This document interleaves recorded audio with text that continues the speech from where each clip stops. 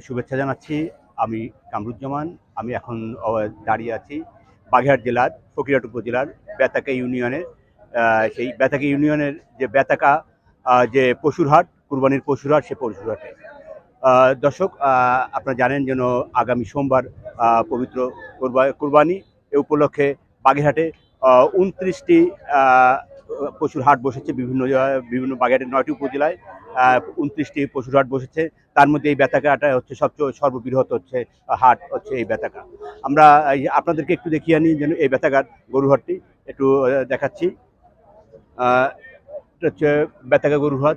দর্শক, আমরা দেখছেন যেন এখানে সকাল ৭টা থেকে হচ্ছে এই হাট শুরু হয়েছে। হাজার হাজার গরু এখানে উপস্থিত হয়েছে। আপনারা দেখছেন, এবং ছোট বড় সব ধরনের গরু এখানে হচ্ছে আসছে। আমাদের সঙ্গে কিছুক্ষণ আগে হচ্ছে এই যে হাটের কর্ণধররা, ওনার সঙ্গে আমাদের কথা হয়েছে।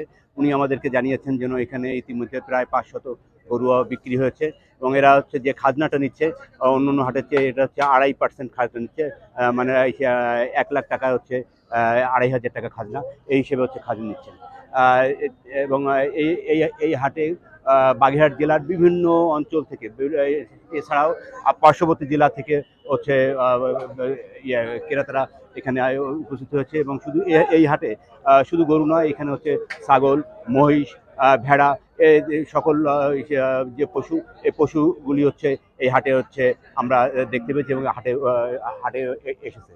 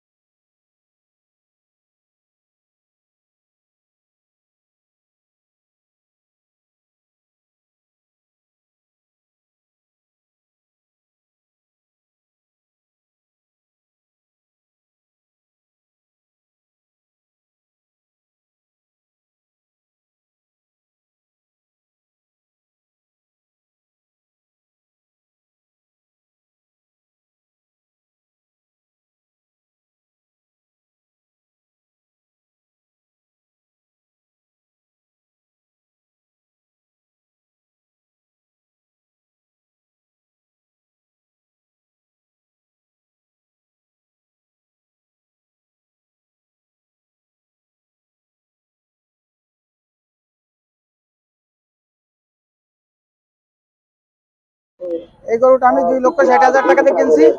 এই গরুটা কিনে আমি খুব সন্তুষ্ট। এতে আশা করছি 10 মণ গোশত।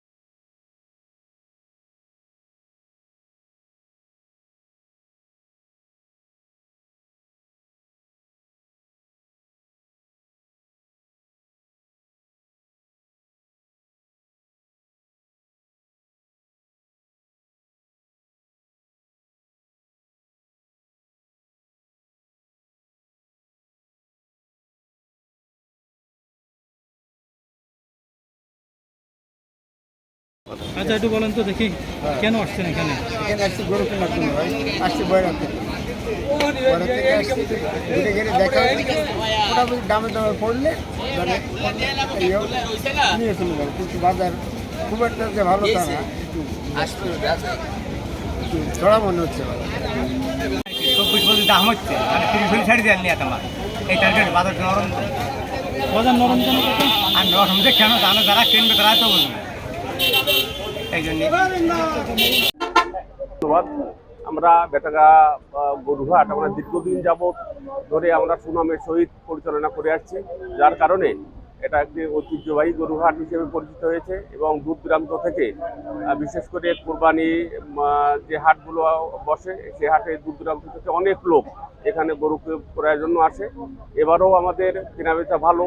আমরা দেখেছি যে ইতিমধ্যে আমাদের বহু দূর দূরান্ত থেকে লোকজন এসে কোরবানি দেওয়ার জন্য গরু কিনে নিয়ে যাচ্ছে। আর হাটের পরিস্থিতি বিবেচনা করে আমরা এখানে পর্যাপ্ত সিকিউরিটি ব্যবস্থা করেছি। আমরা আমাদের মাননীয় ইউনো মহোদয়কে আমরা বলেছিলাম যে এখানে একটু পর্যাপ্ত সিকিউরিটি ব্যবস্থা করতে, কারণ এখানে সকলেই নগদ টাকা নিয়ে কেনাবেচা করতে আসে। সেই বিষয়টাকে আমরা মাথায় রেখে দুষ্টু লোকের আনাগোনাও এখানে বেশি থাকে, যার কারণে আমরা ইউনো মহোদয়কে বলেছিলাম, তিনি আমাদেরকে সহায়তা করেছেন। তিনি এখানে পুলিশ ফোর্স পাঠিয়েছেন অনেক, এবং তাছাড়া আমাদের ব্যক্তিগত যে ভলেন্টিয়ারগুলো আছে সেগুলো আমরা সতর্ক অবস্থানে রেখেছি। আমাদের মেডিকেল টিম আছে, যদি গরিব কোনো অসুবিধা হয়। আর আজকে আপনারা নিজেরাই দেখতে পাচ্ছেন যে প্রচণ্ড গরম, এই গরমের ভিতরেও আমাদের লোকের আনাগোনা প্রচুর, কেনাবেচাও ভালো হচ্ছে। তাতে সর্বোপরি আশা করি যে আমরা আগামী 2 দিন হাটটা রেখে দেওয়ার জন্য আমরা সিদ্ধান্ত নিয়েছি। এখন সেটা নির্ভর করবে পরিবেশ পরিস্থিতির পরে, কিন্তু আজকে যে সার্বিক অবস্থা তাতে করে ঈদ উপলক্ষে মানুষের ভিতরে উৎসাহ উদ্দীপনা আছে এবং সেভাবেই পশু কেনাবেচা হচ্ছে।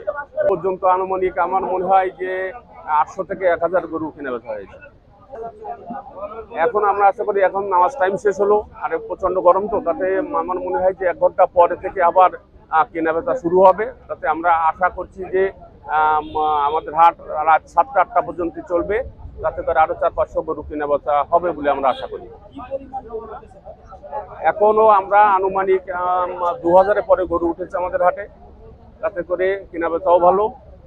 আর গরু সবই বিক্রি হবে বলেই আশা করছি।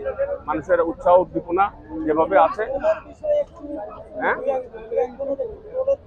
টোলের বিষয়ে এখানে আপনারা জানেন যে বেতাঘাট হাট আমরা সুনামের সহিত পরিচালনা করি। তার একমাত্র সুনামটা হওয়ার মূল কারণই হচ্ছে টোল আদায়। আমরা এখানে যারা ব্যাপারীরা গরু কেনাবেচা করে তাদেরকে গরু প্রতি আমরা 400 টাকা করে নিয়ে থাকি। তাতে গরুর দাম 1 লক্ষ 2 লক্ষ হলেও বিষয় নেই, 400 টাকায় আমাদের টোল নির্ধারণ আছে, ওটাই আমরা নিয়ে থাকি। আর যারা গৃহস্থ আছে কুরবানি উপলক্ষে আসবে তাদের কাছ থেকে আমরা 2 থেকে 2.5% টাকা টোল আদায় করে থাকি, এবং অনেক ক্ষেত্রে তা থেকে তারা কমও দেয়, কিন্তু অখুশি হওয়ার কোনো সুযোগ নেই, আমরা এর ভিতরেই রাখি।